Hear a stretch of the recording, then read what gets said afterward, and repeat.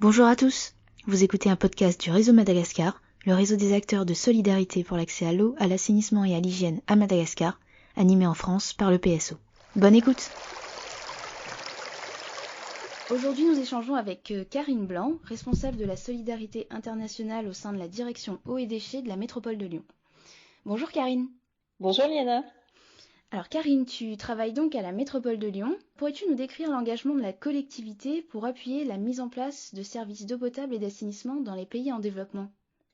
Oui, alors la métropole de Lyon, elle s'est engagée, ça fait déjà quelques années, pour participer à l'atteinte des objectifs du développement durable en eau et en assainissement.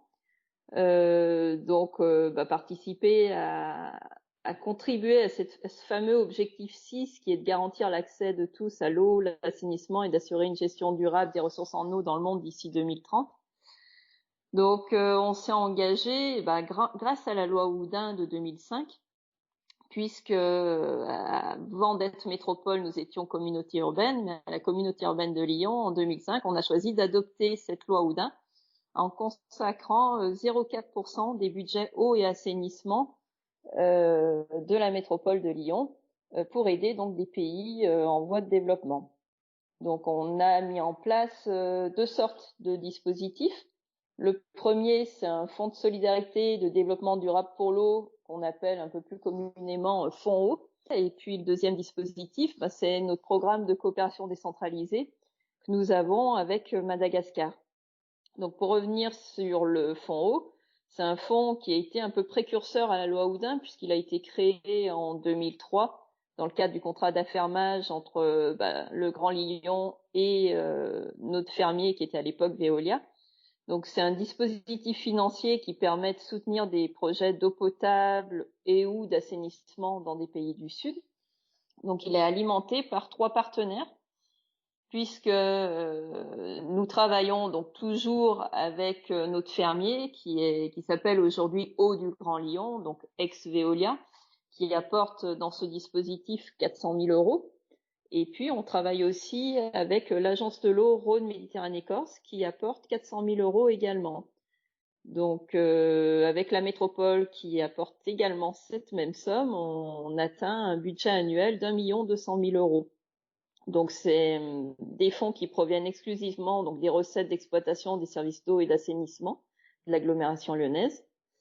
Et donc pour vous donner une petite idée, depuis 2004 que ce fonds eau existe, on a déjà financé 276 projets, ce qui représente un peu plus de 14,5 millions d'euros.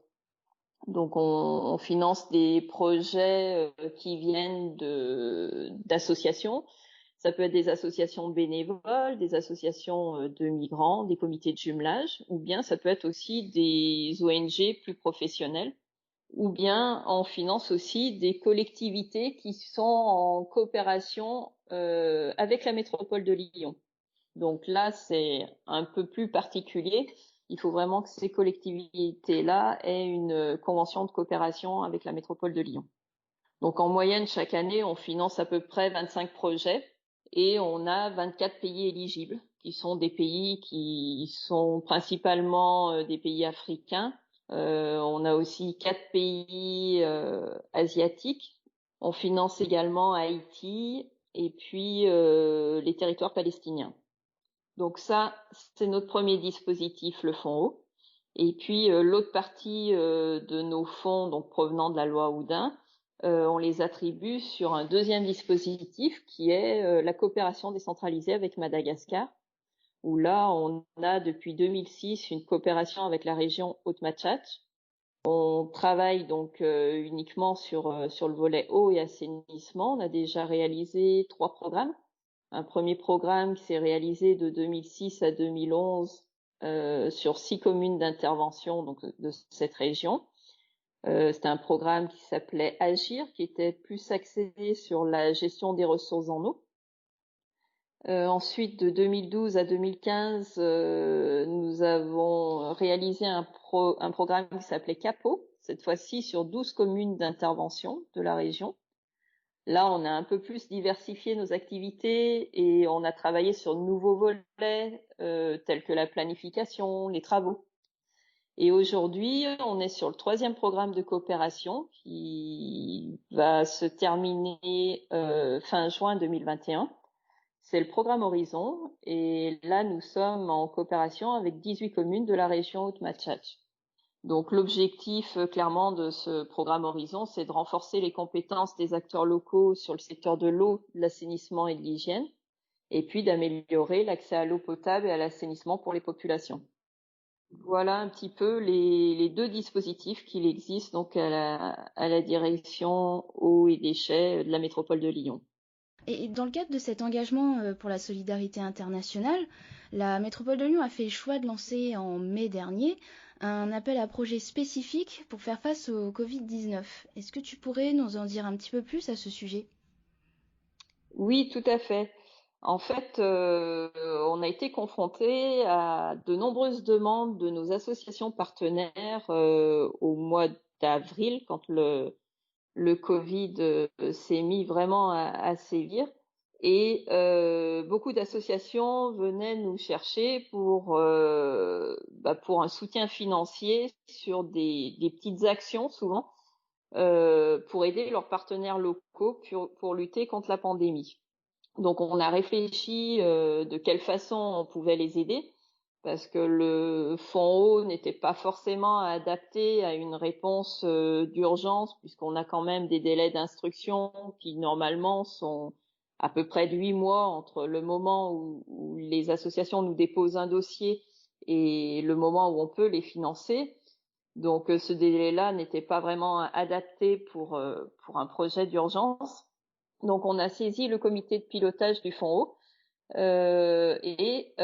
donc notre élu et puis les membres du comité de pilotage ont décidé donc de lancer un appel à projet spécial Covid d'une durée très courte pour pouvoir être réactif. Donc on l'a lancé en mai et c'était un appel à projet de 3 semaines.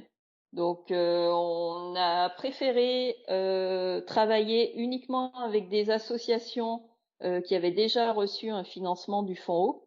Tout simplement parce que c'est des associations qu'on connaît, dont on connaît la façon de travailler. Elles ont l'habitude de travailler avec des partenaires locaux, donc pour nous c'était quand même un gage qui nous sécurisait un petit peu dans cet appel à projet. Ensuite, on voulait que ce soit bien évidemment comme on dépend de financement loi Oudin, et ben on voulait que ce soit absolument des projets qui soient en lien avec l'eau, l'assainissement et l'hygiène. Donc, par exemple, des ouvrages complémentaires sur des réseaux type lave-mains, des nouvelles bornes fontaines, des choses comme ça. Ça pouvait être aussi des campagnes de sensibilisation. Mais par contre, on a exclu donc de cet appel à projet tout ce qui concernait l'achat de matériel tel que des masques, des blouses ou bien la fourniture de denrées alimentaires. Donc, les associations pouvaient déposer un dossier donc sur les 24 pays qui sont éligibles au fonds eau. On n'avait pas de montant minimum de projet, mais un montant maximum fixé à 80 000 euros. Donc, pour cet appel à projet, on a monté un comité technique restreint au niveau du fonds eau avec un membre de notre société fermière, donc Eau du Grand Lyon, une personne de l'agence de l'eau Rhône-Méditerranée-Corse, une personne de la métropole. Et puis, on a travaillé en étroite collaboration avec les équipes du PSO qui sont venues nous aider sur cet appel à projet, puisqu'il fallait qu'en très peu de temps, on arrive à évaluer chacun des projets et donner notre avis dessus. Donc, on a reçu 46 projets. Et donc au terme de cette instruction qui a duré un peu moins de 10 jours, on en a retenu 24 projets. Donc pour un montant total de subvention d'un peu plus de 458 000 euros.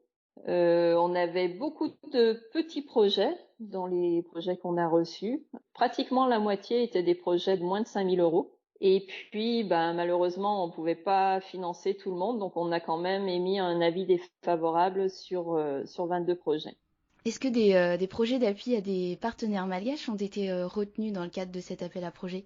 Oui, tout à fait. Et ben, Madagascar étant un territoire éligible également au sein du Fonds eau, on a eu 5 associations qui nous ont déposé des projets. Et sur ces 5 associations, nous avons retenu 3 projets. Donc, on a retenu un premier projet qui se situe à Mahanour, qui nous a été présenté par l'association Aide médicale et développement. Donc, c'est un projet essentiellement de lave-mains qui vont être installés dans des écoles publiques et dans des lieux publics tels marchés, centres de santé. Donc ça, c'est au niveau du chef-lieu de Mahanour, et ils vont également, en brousse, ils vont également installer des lave-mains dans 32 villages, avec derrière toute une campagne de sensibilisation. Donc c'est un projet qui aura comme bénéficiaires un peu plus de 37 000 bénéficiaires, donc un projet intéressant. On a également eu le comité de jumelage de Saint-Priest-en-Jarret, dans la Loire, qui nous a soumis un projet sur l'île de Sainte-Marie.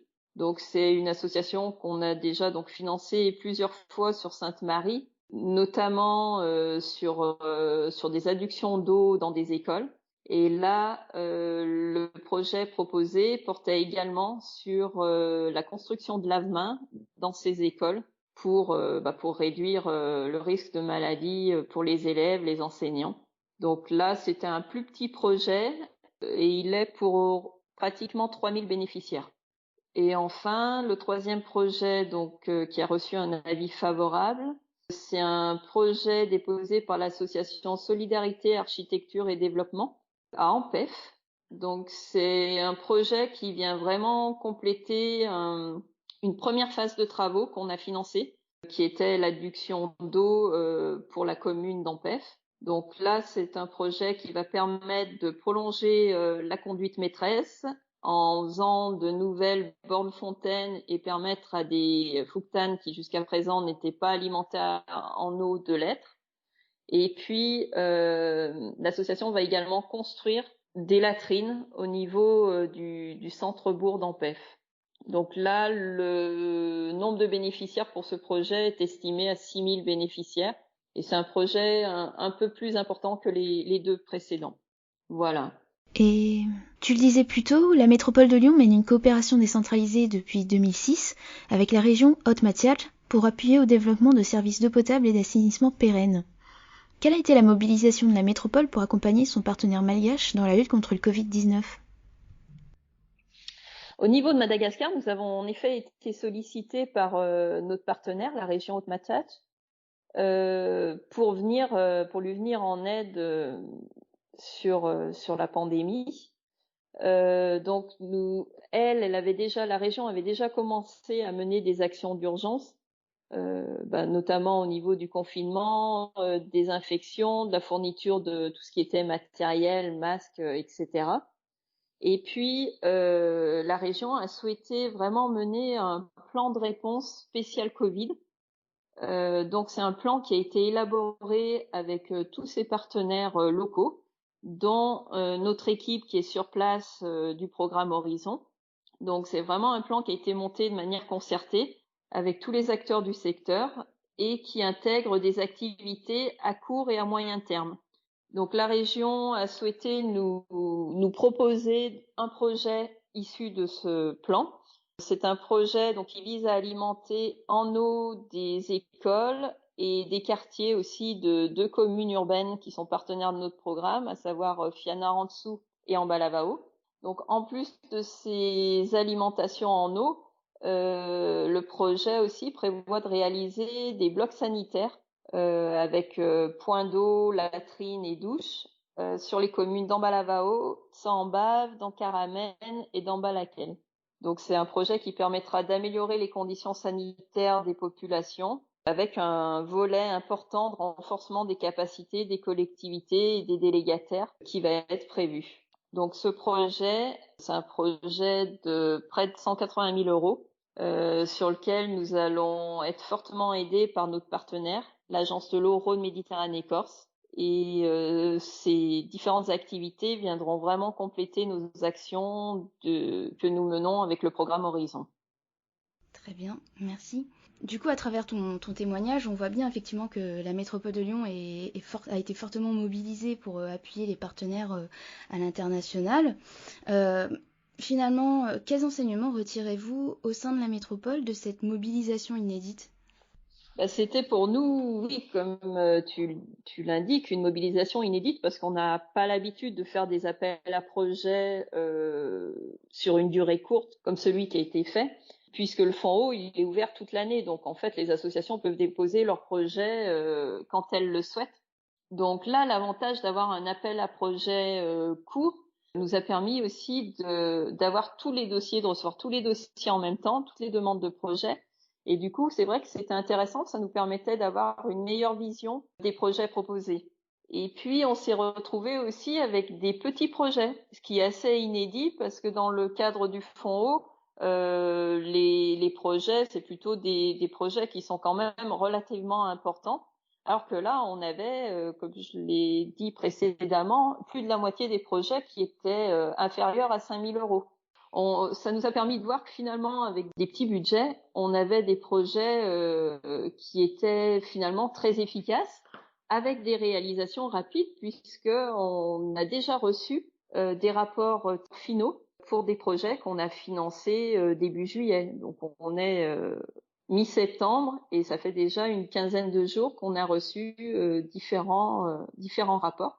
Donc c'est intéressant parce que voilà, ça prouve l'efficacité de cet appel à projet. On a mis en place aussi des circuits financiers plus courts qu'habituellement avec nos partenaires pour que les associations reçoivent leur financement très rapidement et puissent être actives au plus vite sur leurs partenaires de coopération.